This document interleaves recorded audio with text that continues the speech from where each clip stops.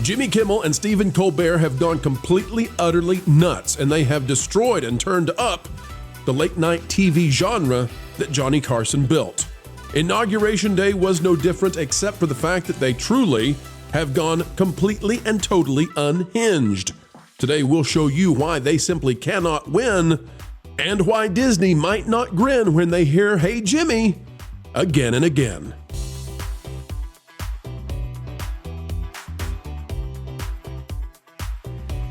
Hello and welcome, one and all. Come heed the call to stay ahead of the culture curve by understanding entertainment. And that is exactly what we do right here.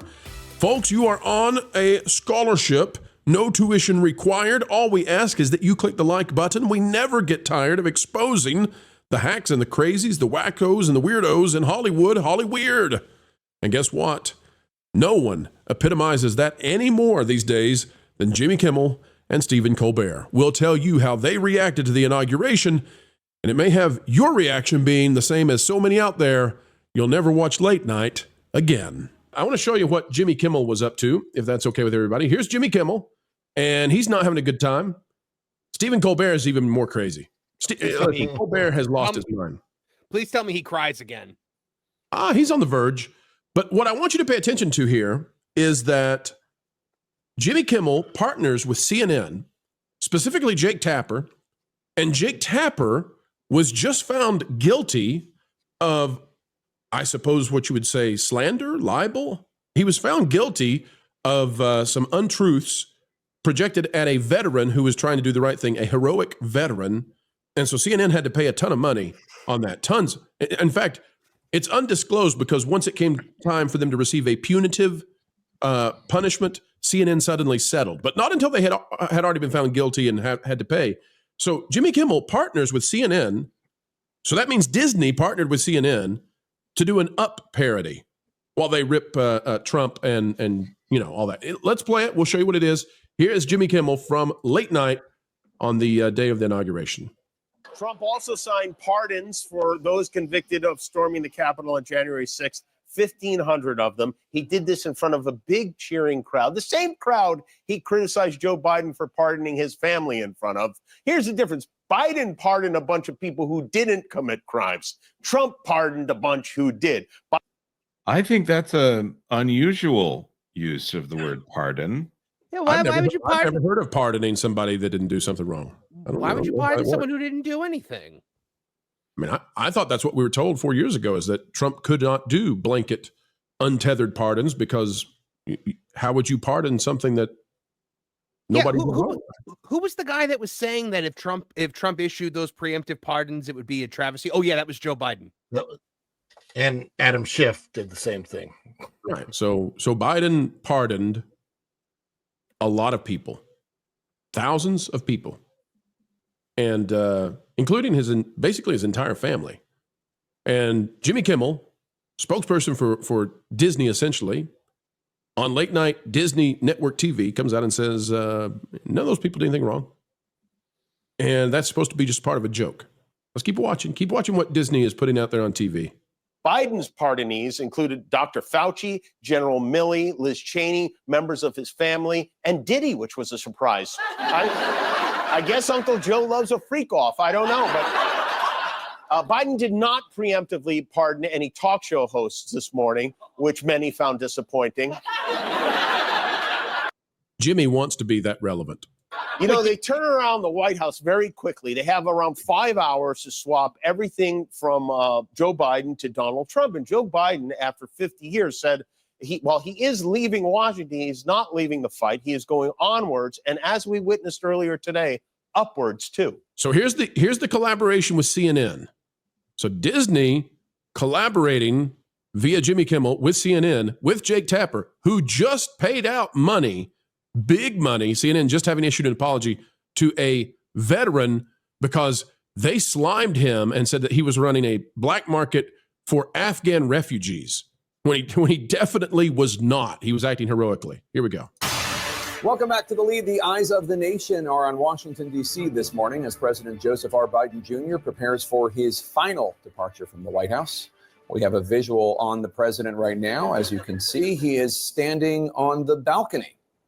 tying some sort of what looked like ropes to the railing. We're not sure what that was. CNN is reaching out to the White House for clarity on the situation. And wait, something does seem to be happening. There is shaking and what appears to be balloons. Hundreds, if not thousands, of helium balloons have just been released over the White House.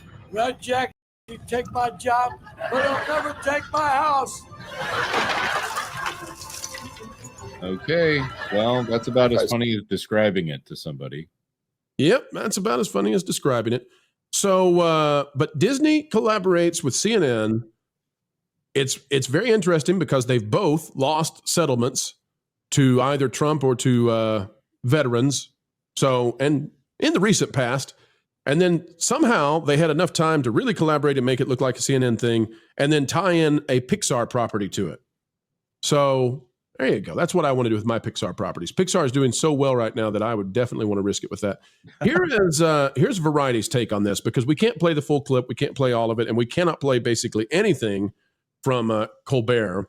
They're on lockdown right now. Michael Schneider, the author there. Jimmy Kimmel on Trump's inauguration address, more ominous than I anticipated.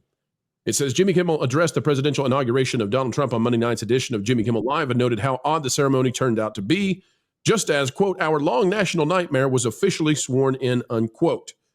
It's still pretty hard to wrap your head around, he said, on the fact that Trump, this says a convicted felon, we know that'll probably be overturned very soon, was nonetheless elected president once again, and the grift has already started, selling inauguration Bibles and a new meme coin that has already minted him a fortune. I hope we all understand how crazy that is, he said, the president of the United States, following in the footsteps of that girl who has gone silent as of late for reasons we won't get into. As for the decision to hold the inauguration inside of the cold, quote, they had to move the festivities indoors, which was actually better for Trump, harder for Melania to escape, unquote. So they haven't learned their lesson. The ratings have crashed. Late night no longer has relevancy.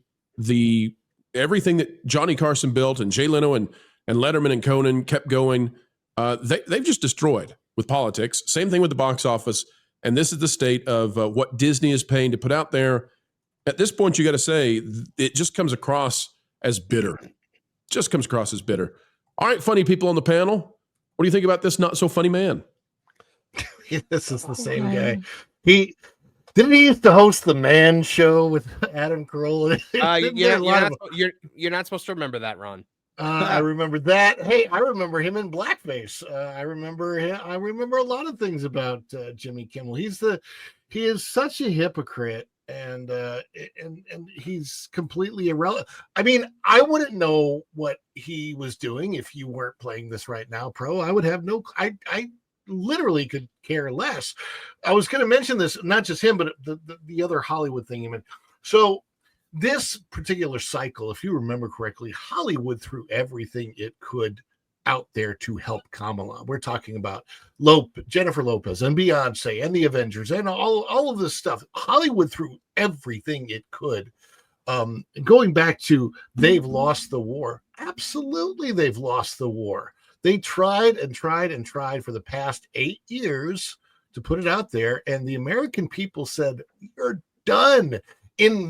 By the droves and by the millions and by the vast majority of people, and I think it's that not just that we're done with bad policy, but that we are done with Hollywood. We are done with them trying to preach to us their skewed version of morality, which is basically that we want everything that is immoral to be considered normal or normalized. And I think we're just done. We're just done with it.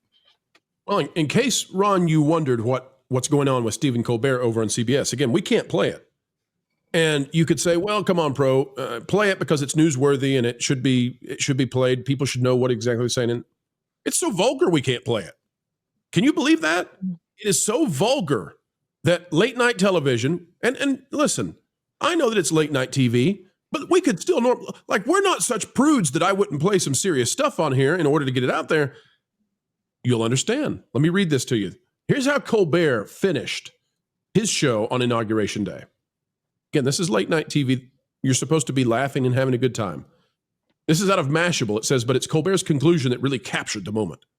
Today represents, I believe, this is Colbert speaking, a turning point, turning page for all Americans. Whether you supported Trump or not, no matter how much we think we know what's going to happen over the next 4 years, we don't know. We all have to look at the president with fresh eyes and let go of all the things that he did during his first term and look to the future. Blanket, he yelled. Blanket, not a blanket like you cover yourself with, folks. It's a 4-letter word. He told us to inject bleach, and I still believe there's a pee-pee tape. Russia, if you're listening, let the golden age begin. That's Colbert screeching into a vacuum. Because again, as we've covered in the past, Gutfeld, and we're not trying to take a side here. We're not trying to say that, conservative, late night is funnier or anything. I'm just saying that as a comparison, late night on cable TV with Gutfeld has about double the viewership of Colbert. They've driven it down to nothing because they decided it had to be hyper partisan from here on out.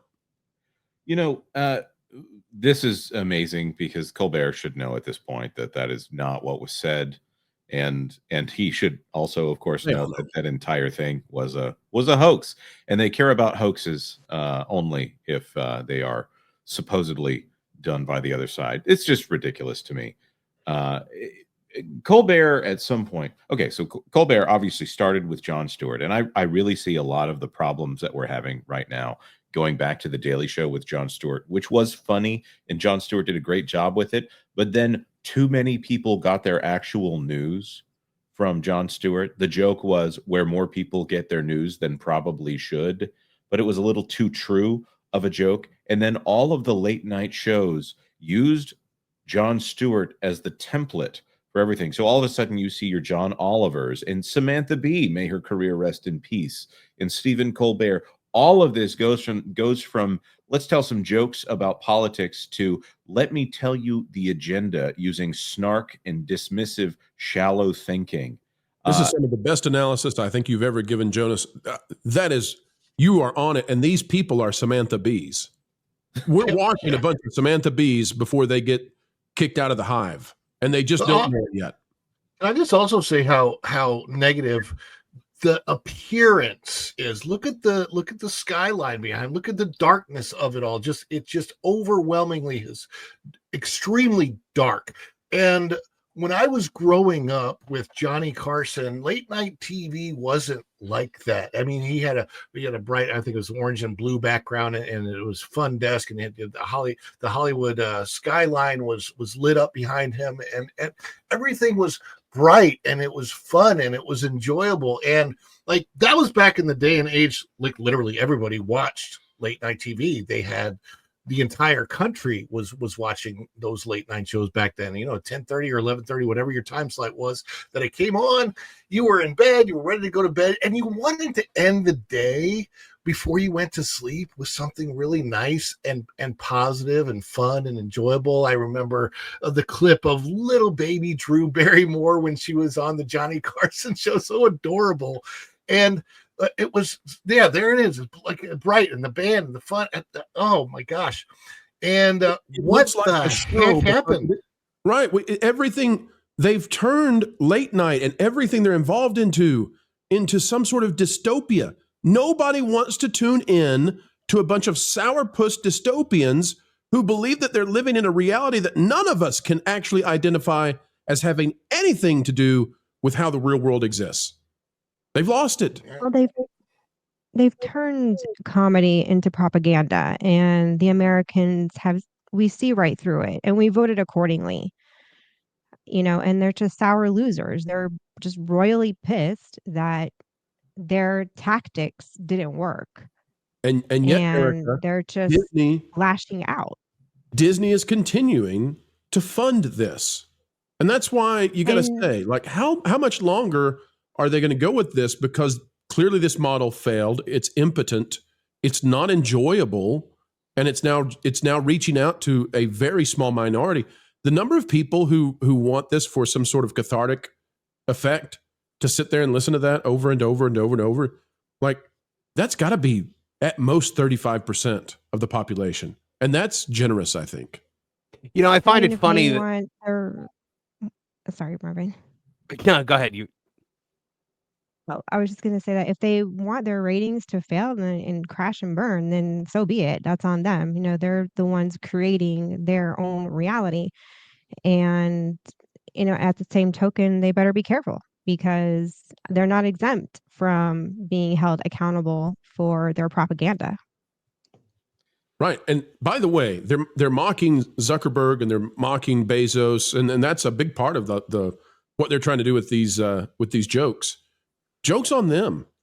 The tech giants that came to the inauguration, what that signaled was that the legacy media, like the Bob Igers of the world, they are out on the outskirts, right? I mean, they are so far out of the power structure now.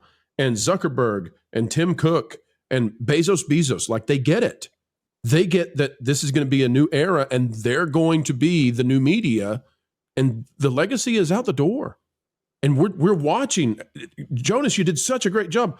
We're watching the Samantha Bees of this decade who don't yet know they're getting kicked out of the colony.